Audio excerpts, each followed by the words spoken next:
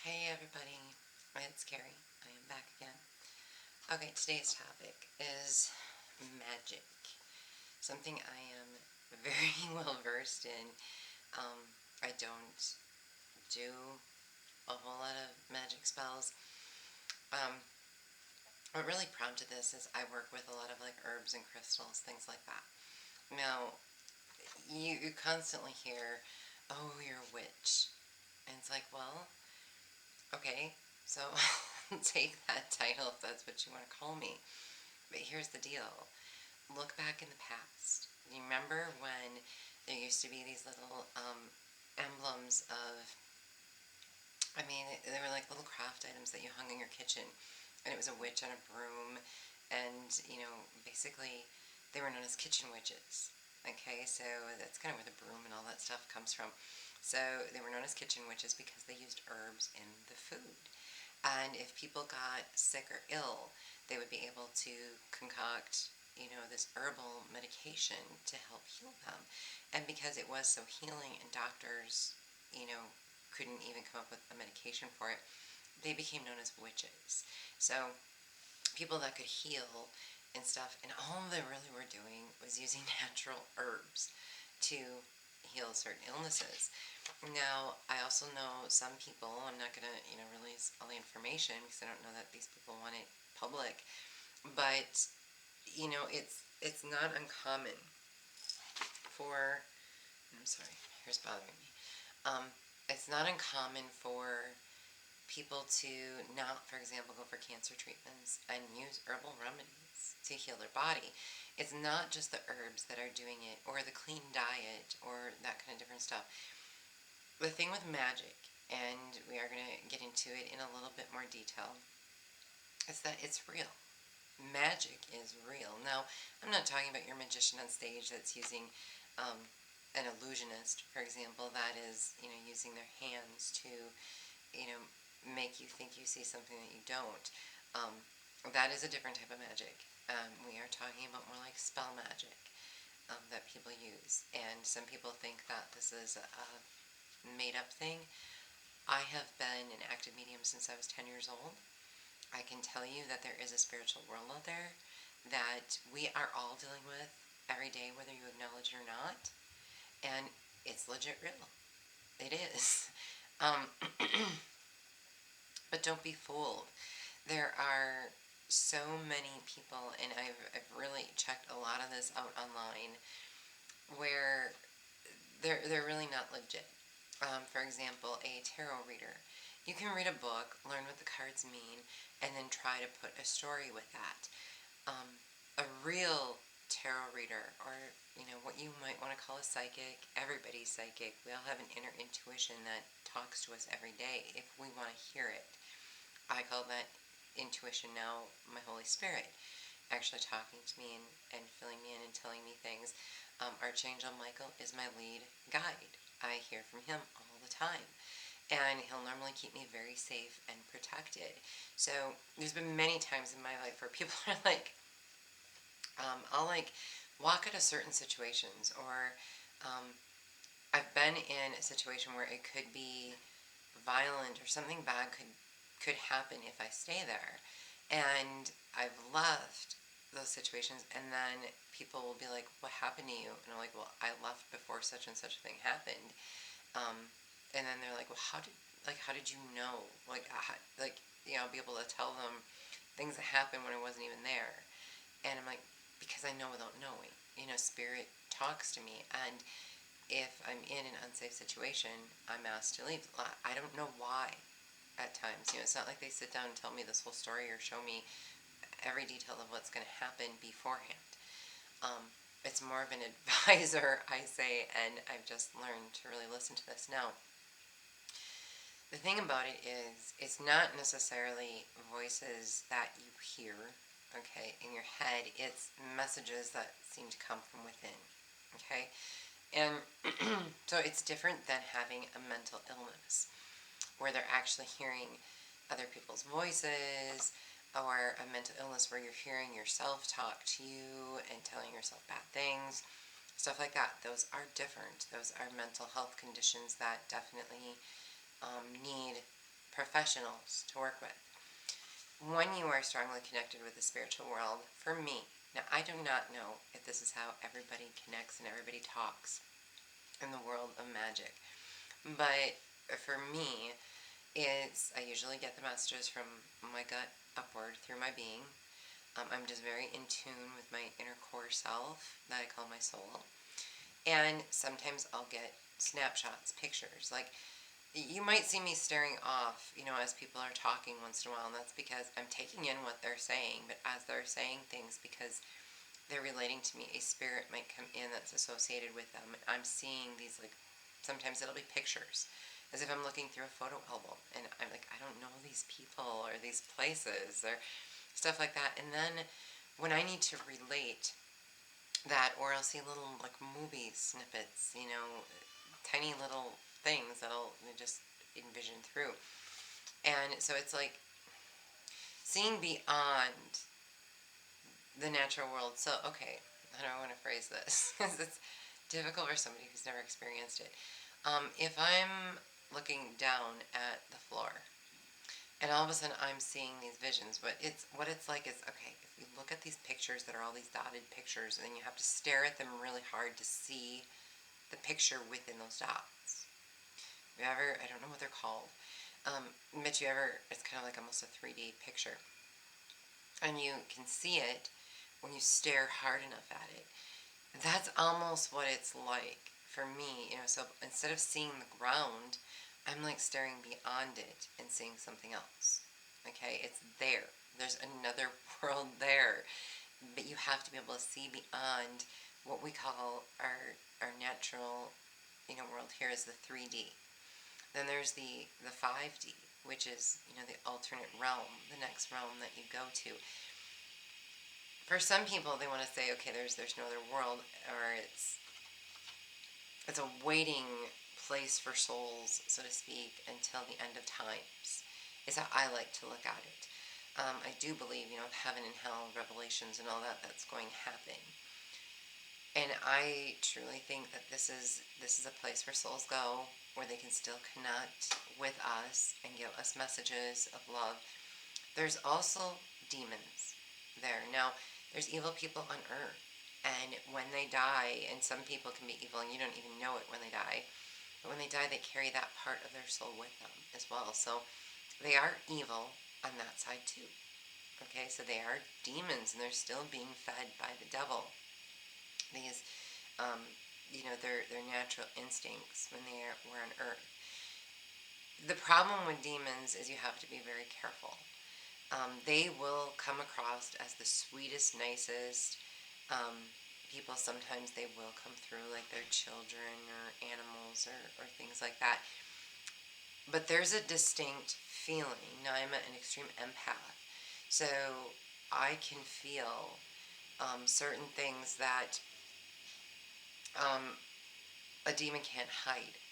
Okay, now it took a long time for me to realize the differences in these. But when a demon has an aggressive spirit, I can feel that no matter how sweet they're trying to come across. And, that's just one example. And over time, you learn, block that, clear it out, get rid of that spirit. That is not somebody I'm going to let into, my peace zone. So, basically, don't play with it. Learn it from somebody who's a legit spiritualist. The best thing to do is make sure that you're meditating, that you're calming, because these spirits can get within you and create feelings and stuff within you that aren't natural you, and you can act out on that. And it's almost like when you hear possessions, there are possessions. People do get possessed and it's usually by demons. That's not the good spirits out there. They want to see you live a good life. If anything, they just want to bring you peace in their passing. So they're very seldom there to keep you safe. They're very seldom there to take over your life or to force your life in a different direction. A demon, however, will. They want to be alive again, and they miss that so much that they will try to possess you in some way, shape, or form. And if you allow them in your inner core, they will take you over. Your personality changes. Just little by little, you start turning into this person that you never were, and people don't understand why. And I can't say that's where mental illness comes from, but some of it, I think, probably is. People push to the brink, and then those demons are allowed to come in and kind of, rampage your life, so to speak. But the first thing is, don't be fooled by the frauds. There's so many frauds out there. I see them all the time, and I don't really want to call too many of them out, but you can tell if you do your research. Okay, don't just jump into this. Like, I'm gonna do one on a Ouija board because that deserves its own video. Okay, but don't just get a Ouija board and think you're just gonna play around with it. Spirits do know they can connect through that. And what spirits know the best? Evil ones, because they know you're ready for a game. You're ready to play with them. And they are so ready to play with you. And once they attach themselves to you, getting rid of them you're going to need a professional spiritualist to get rid of them. They will be in your home. They will be in your car. They will go with you to work. They will rampage your life. And you won't be able to figure out, why is all this crap happening to me? Did somebody curse me? It doesn't have to be somebody cursed you. It can actually be a demon attached to you, or to a possession that you have. And they know how to do that very well. So, and they do it just to have fun. That's just fun for them. They're known as tricksters. They're playing games with you, not realizing they're completely destroying your life. Well, they really don't care if they're completely destroying your life. They get a kick out of stuff like that. And there's enough live humans that think that bad things happening to good people is hilarious. Okay? I know, like, when my husband was trying to kill me, at one point we were, it was like New Year's Eve, and we were playing this game, and I toasted to new beginnings, thinking me and him were going to try that year to restart. And he's like, no, how about to endings? Well, then I knew this is not going well. And at one point, he's sitting there just looking at me, and he's drinking a Sprite, and he just spits it out, and he's just hysterically laughing in my face. And, knowing you're going to die. We're going to kill you. And just thinking this was the funniest thing that's ever happened. I want to say the guy was possessed, but I know he wasn't. I know it was the drugs and this crowd of people that he got himself messed up in, that thought killing a human being's funny. This is hilarious. She doesn't know she's going to die. Isn't this funny? Pure evil. My ex-husband is pure evil. Okay, he turned into pure evil. Now, I don't know if he was messing, if the girl he's with was, I know she was into witchcraft. Different kind of witch than me. There's dark witches and there's light witches. And she was into getting what she wanted and using her spells. And I'm going to tell you in a moment how that's not going to fare well for her in the end. It never does for those who practice what we call black magic. Okay? Keep in mind, what you put out, you better be able to take. So if you are going to use herbs, crystals, candles, cards to perform magic spells, and you can find magic spells anywhere on the internet, you can buy books, you can, I have my own herb books, but it's more for herbal remedies and casting spells. And yes, there are, chants and things that you say with it, but it is more for healing purposes. Okay, some people go, oh my gosh, you have a spell book.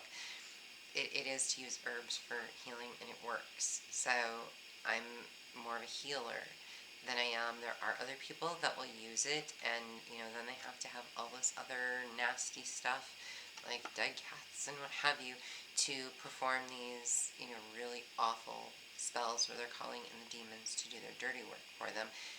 They think it's funny, but what you put out, you better be able to take.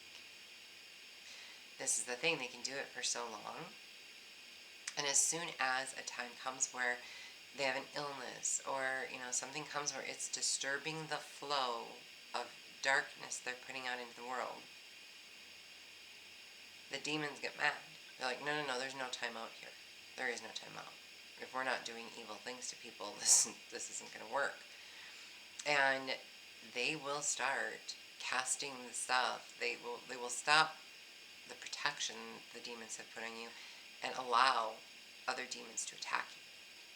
Everything they've put out there, even if it takes 10 or 20 years before it starts coming, will come back to them. So if this girl did do this black magic on me, she will find that not just one, but an army of people will try to kill her or do terrible, horrible things to her, humiliate her, whatever it was that she was casting on me, she will take back tenfold. That is the danger of magic. You think, you better be careful what spells you're casting, because it is coming back to you. Especially if you try to do anything on what we call earth angels. These are people who are specifically on earth. A lot of times you will find they can't have children. They have fertility issues, if it's a female, or even male. They are constantly confused between either religions or whether God exists, things like that. They are the type of people that will question that quite frequently. Why? They're being messed with the demon. The demons do not want earth angels. And it is the type of angels where previous days, God had the Nephilim or whatever, I can't pronounce it, on earth, which were actual angels. And the angels would procreate humans, and that created monsters, right? So now what God uses is earth angels, where they're actual souls that are built with an angelic spirit, but they're human. And so therefore they don't have all the angel powers, but they are strongly protected by God and by the other angels. So you mess with them, you're gonna pay dearly for doing that. Not right away, because here's the trick to it.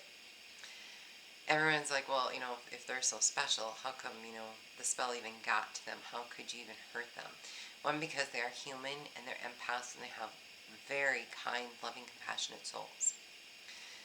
But they also have an ability to be stern and, stop things in its tracks and draw attention. They do not like to do that because they're angelic and they want peace and good. Now, God will let it go so far because, one, God knows this person's protected. And he's like, you can't kill him. I'm not going to let you. But I want to see how far you're going to push this. Because once you've pushed it to a certain point, then I'm going to throw all that back at you at one time. And they're usually not going to make it. And they're beat strictly to the point of suicide, and sending them right to hell. Because they can't handle the pain that they thought was so funny to put on somebody else. They can't handle it when it goes back to them. So it's your bully people. Do not use magic for revenge. Revenge is usually the time people want to do it.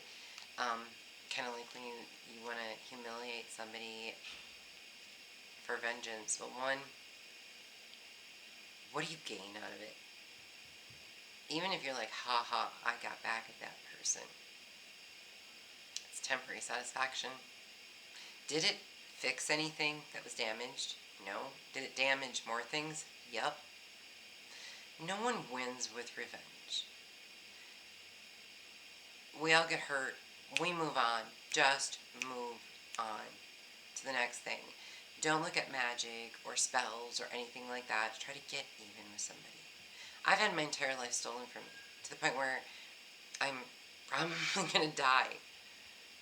And I still don't go for vengeance. The only thing I do is with some of this, and, again, is healing, is to remove the evil that was cast out there. So the bad I will cast a spell and ask that the evil that was created from this event remove it from Earth.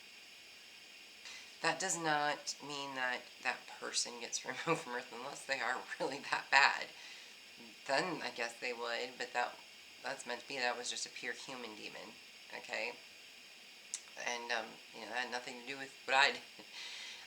But it's when when evil people are doing stuff to you, they leave a residue, and my spells will remove that residue, so that we can try to go back to the way it was prior. But you never will be, okay?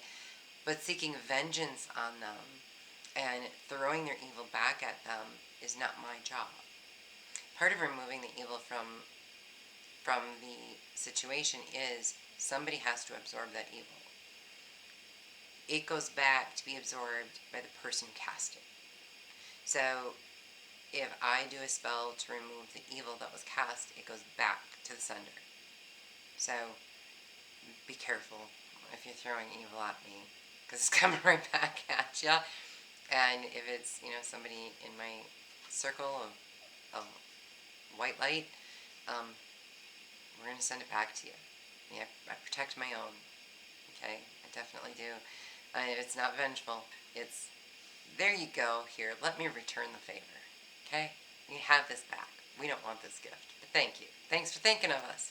Boy, we sure appreciate that we were in your thoughts and we consumed every ounce of your being that you felt you needed to be so vengeful. Kind of makes me the winner, actually, if I'm consuming that much of your life that you hate. I won, even if you cast a spell on me, because then I'm going to send it right back. Return to sender. Thank you very much, but no thanks. And you just get hit twice. So it's kind of stupid. Don't do vengeful spells. It's just dumb. Especially against people like me. And I do know some novices that I can clearly see have been attacked. I will be the one who's watching a lot of online people. I can tell if you're legit or if you're not. I can tell by the type of tarot or oracle readings, for example, that get done, if they're being attacked. And I will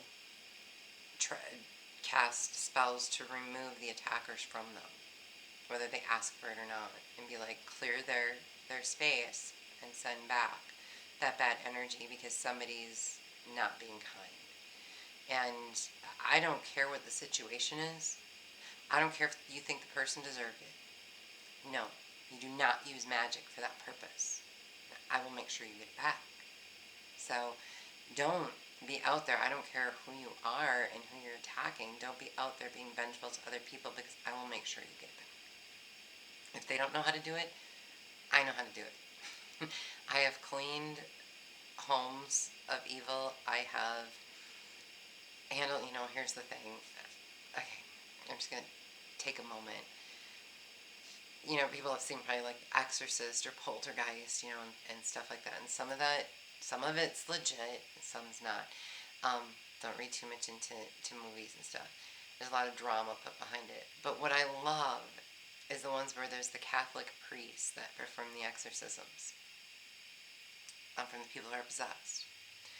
And the big thing is the cross. They always have this cross, and the evil demons are so afraid of the cross. I'm going to tell you one thing. They're not.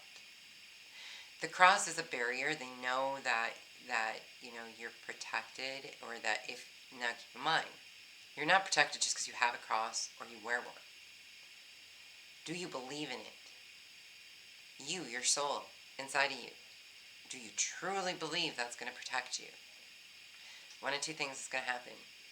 Either you have a faith so strong that evil's going to have a hard time fighting it, and then they're going to be afraid of your cross, because as you hold it, you're holding your faith.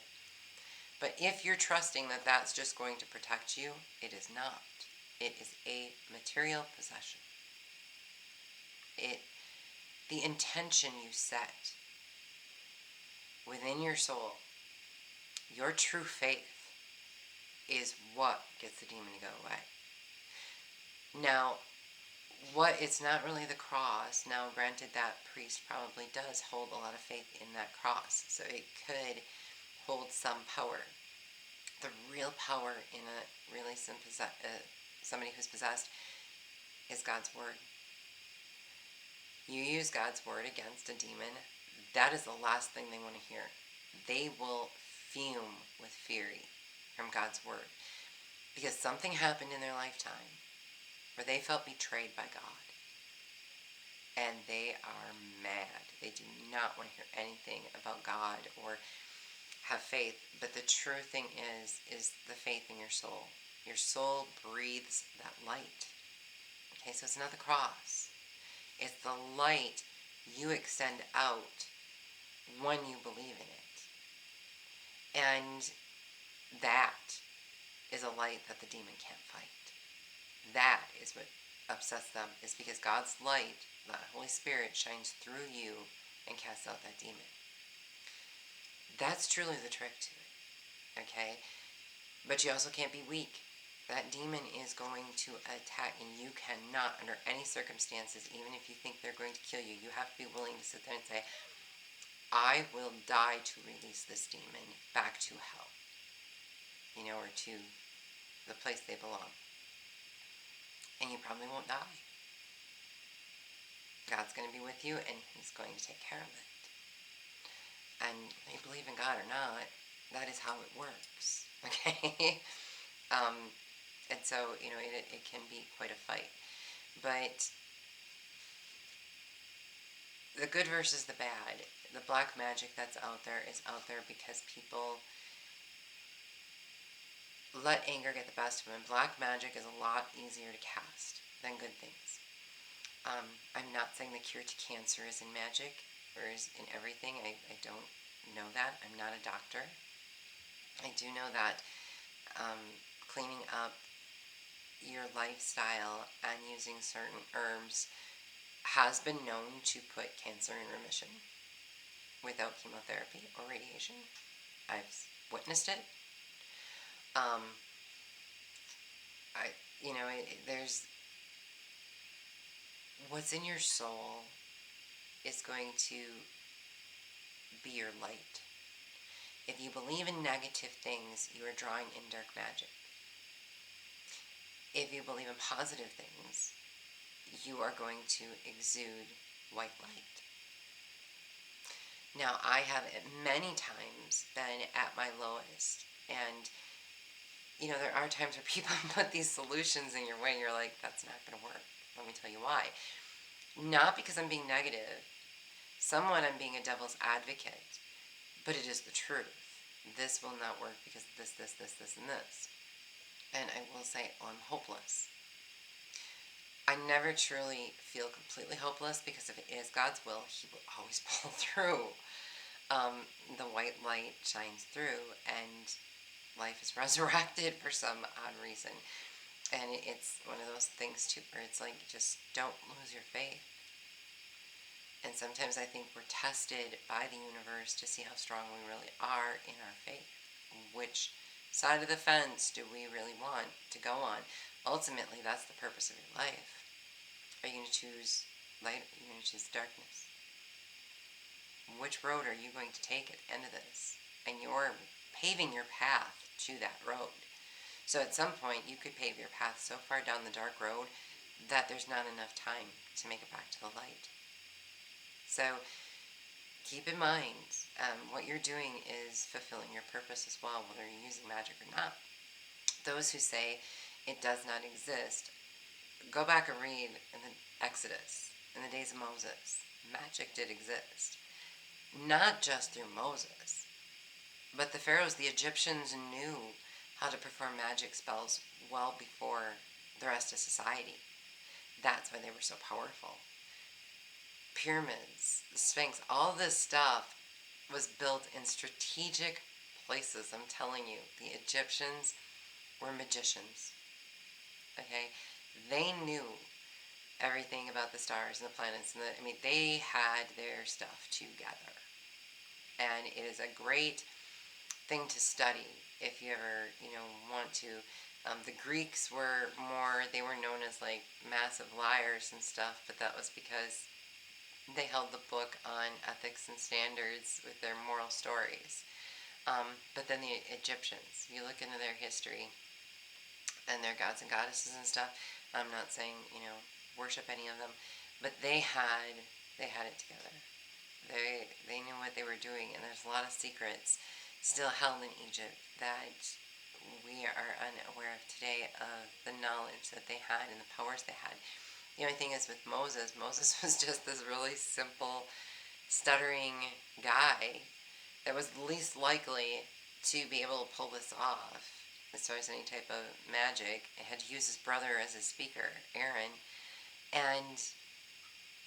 but yet, no matter what the Egyptians did, what spells they cast, they could not cast one greater than God. And God was with Moses, and Moses believed. And through that belief, he was able to stand there and let God do his work right through him. And believe in the Bible or not, it's magic has been around since the beginning of time. So even if you don't want to believe it, someone wrote of it thousands and thousands of years ago. So magic has always existed. It's one of our oldest forms of power from within. Like I've always said, intention. The intention you set when you cast a spell is the most critical thing. You have to hold that intention. You have to believe in it. You have to have faith in it in order for that to come to manifestation. So when people are talking about manifestation, it is like magic because it's the intention that they're setting and what they're getting their mind to believe in, and then the mind creates it. Okay? In a way, it can't control everything. One thing I want to warn everybody on is if you're buying a spell that tells you it's going to release your karma. So say you have bad karma coming to you and you're like, I don't want that bad karma. Somebody release that for me. And you pay somebody to cast a spell to do that. You've just thrown away your money. There is no way to release karma. If you have it coming, it is coming. Nobody can do that for you. Even your good deeds cannot release all of your karma. It might lighten the load. It might release some of the punishment in repentance and in trying to make good for the bad that you did, but it does not release it. The only release is you actually suffering through it. So, consequences to actions, there is no spell to release that. That is a universal thing. So, you're being conned. If somebody tells you they're going to release your karma or something that you seriously have coming to you due to something bad that you did, the only thing I would recommend doing is repent and talk to God. See if you can lighten the load. Say you're sorry and make sure you're remorseful. You really are sorry and you're not going to do it again, because, that's really the only way you can lighten the load, but there will be a consequence regardless. I'm sorry, that can't be released. No human can take your karma away from you. You have to pay a price. And if it means your soul at the end of your life, that's what it is. And once that price is paid, you can't come back and change it. It can't be changed. It's set in stone. So be real careful what you do, especially if you think there's no consequences to your actions or you're going to get away with something. You won't. That's me. Whether you pay for it here or you pay for it in the afterlife, you're going to pay for it one way or the other. And the afterlife is going to come a lot faster than it does even here on Earth. So keep that in mind. I've told you to be careful. Don't call in demons and any type of black magic. Demons are the ones doing it. Angels don't perform black magic. They're not the ones helping you out. So if you're looking for revenge or hate or anything like that in another human being, you're bringing in demons to do that. Okay, that's not good. I recommend herbs, crystals, and candles to people because they are, a great way to begin working with spirit. And if you think that it's a bad thing, kitchen witches that came up with chicken broths and stuff to heal plagues and illnesses back in the day have existed from the beginning of time. They just got labeled witches, and being a witch is not a bad thing. Depending on what type of witchcraft you're practicing, really. The elements also can definitely be used, and they are earth, wind, fire. Oh my gosh, my mind also, because all of a sudden I'm thinking of something else is coming in, and I do have to talk about it. I don't want to, but I'm going to, because Spirit just told me. But, so there's, well, air. Air is like wind. So air, fire, earth, and water. I'm sorry. I know water escaped my mind. It shouldn't have, because of what I'm about to just say. So the other thing, if you are a channeling person, like me with mediumship abilities that you've worked on and you can channel spirit in and out, be real careful until you understand how to communicate fully with spirit. Okay? It's not advisable to force it. Everybody has the ability to do it. We're born with it, and as children, we all have a very strong connection to that we eventually close off. Now, why do we close it off? People tell us they're imaginary friends. People tell us they don't see that or that doesn't exist. And we we admire the adults around us so much that we start closing those doors. Okay, now, when I was a child, I just didn't close the door. The reason being is I was alone a lot as a child, even not really even being around my parents. My father was never there, and my mother was always busy. And then I had siblings, and I had to do so much, so I didn't have time for friends. Family, I wasn't really all that attached to. I was alone a lot, kind of the outcast, and that carried through most of my life. Because of that, I held on to those spirits, those connections to that other world. It was the one thing I had. I did not know when I was younger that nobody else could see what I was seeing. But, like sometimes this is how I would connect as a kid, and nobody would know. I would take like the JCPenney's catalog, or, back in the day, you'd get these big, thick catalogs in the mail. And of course, all the women or men had clothing that you could buy. And they'd just have 50 to 100 pages of people in clothing. And I would be able to, I'd go through and look at it, and I would talk to them. And through that, I was verbally talking while Spirit was talking to me. So that person in the catalog actually was the face I would put to the spirits. And this was before I could, visualize them, and actually start seeing the visions. I connected that way. Sometimes I would be able to look in a window, though. As I got a little older, I would look in a window and I could see the spirit in the window. Instead of my reflection, I could actually see a different face, like a mirror, but I couldn't see it in a mirror. It was through the glass of the window, which was, I don't know, I guess people can't do that. That wasn't normal for me. And to the point where one time it got to be so bad, I'd want to actually see the spirit, and I must have only been like 6, 7, maybe 8, if that. And I took my little chair and I put it up against the wall so I could stand on it and I could look out the window of my bedroom. And that's when I realized one day that, hey, look, that's my friend. And so I'm talking, and then I take my chair and I put it up to the window. We had a neighbor straight across the yard that I'm sure could see me. But as a small kid, I was only seeing that face. I wasn't seeing past the window. Okay, I didn't see the house over there. I saw a person.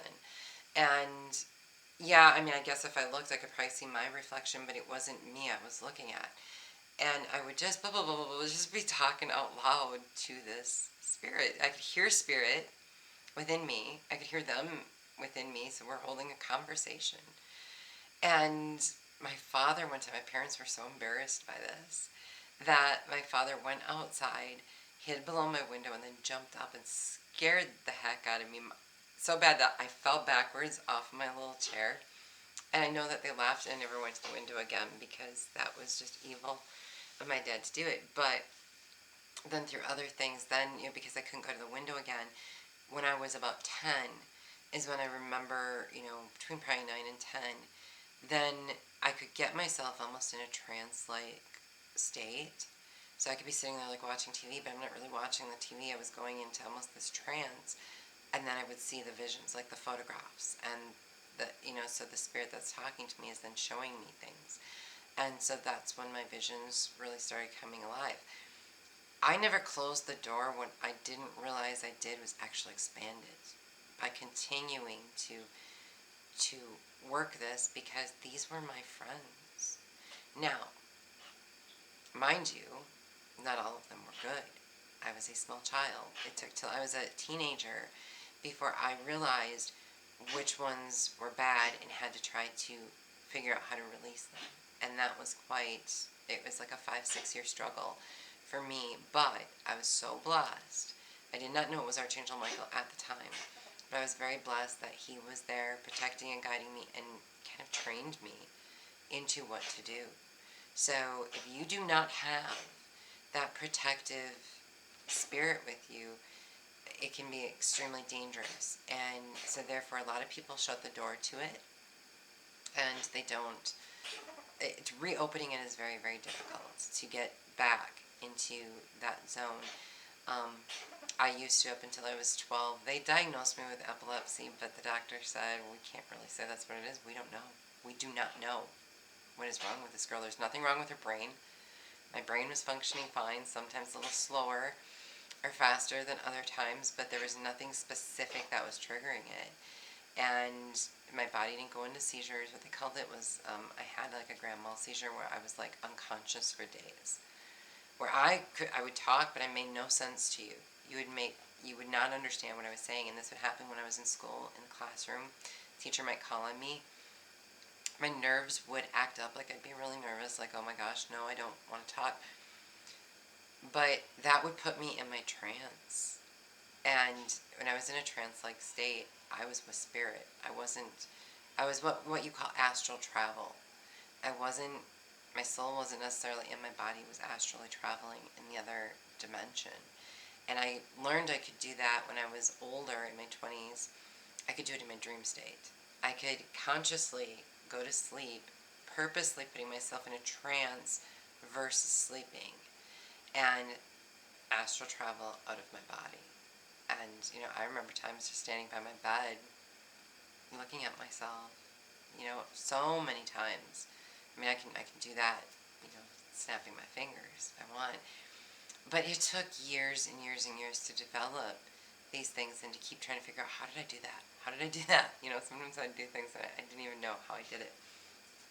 And it was just really my guides working with me, Archangel Michael, constantly keeping me safe and out of trouble. But it's not a world to delve into without protection, without knowing that inside you have a faith and a belief that's going to keep you safe, because it is a very dangerous place to be in.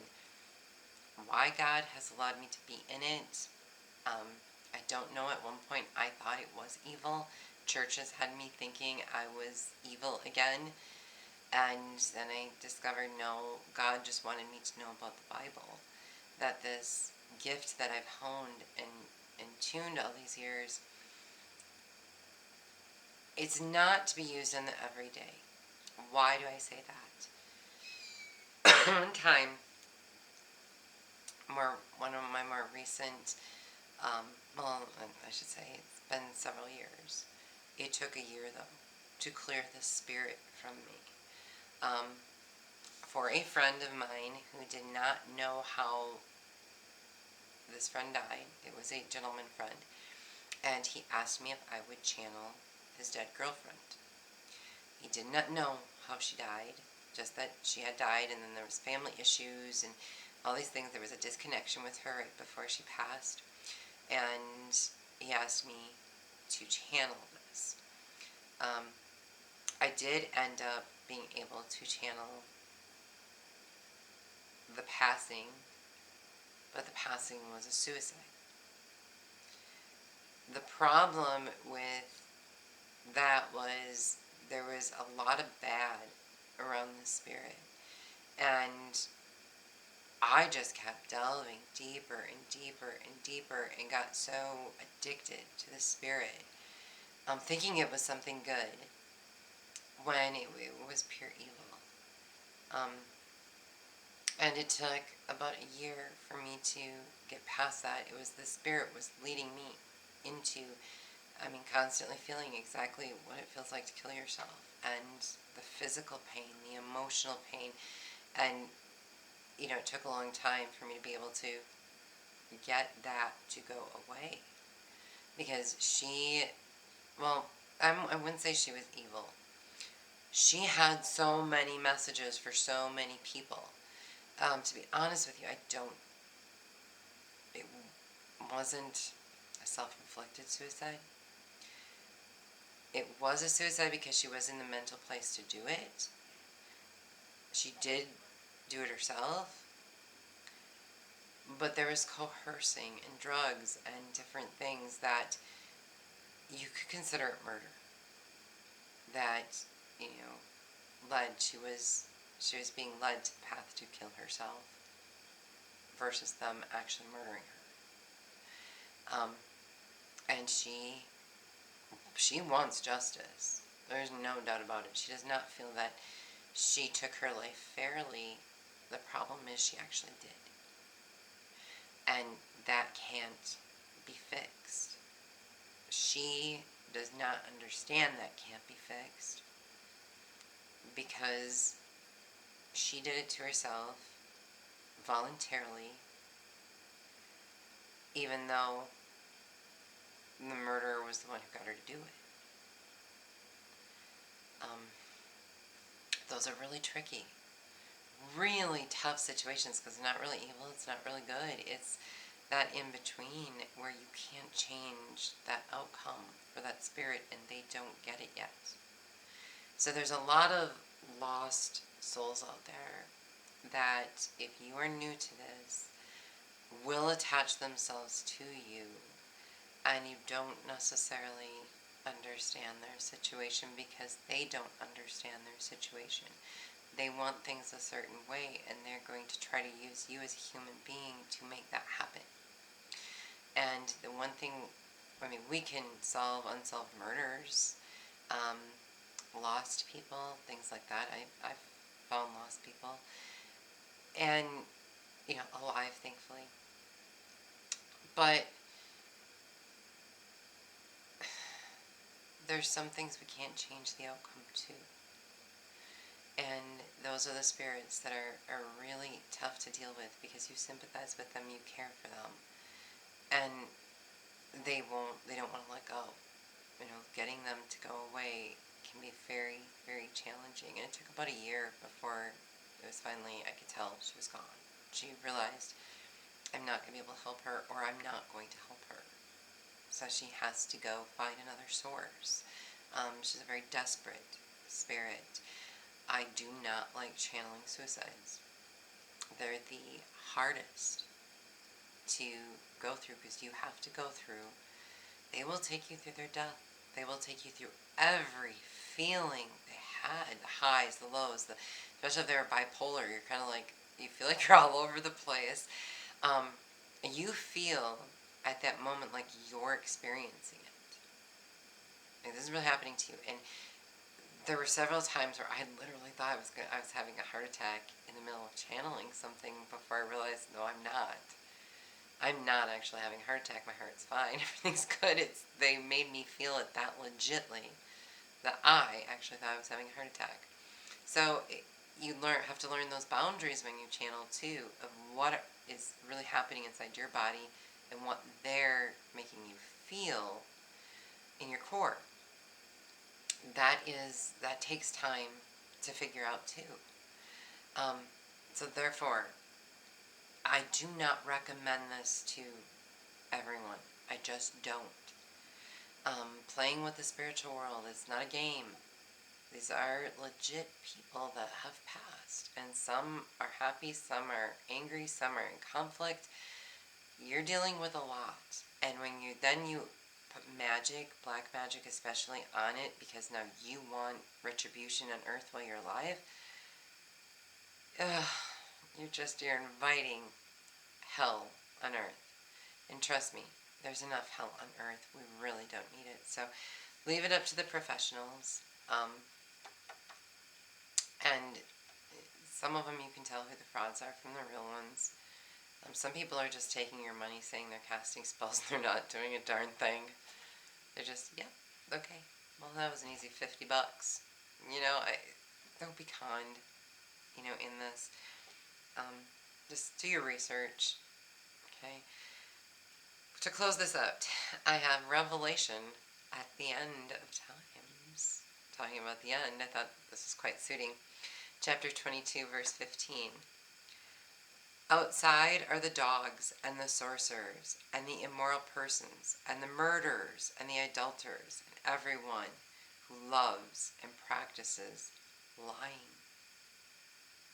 Okay?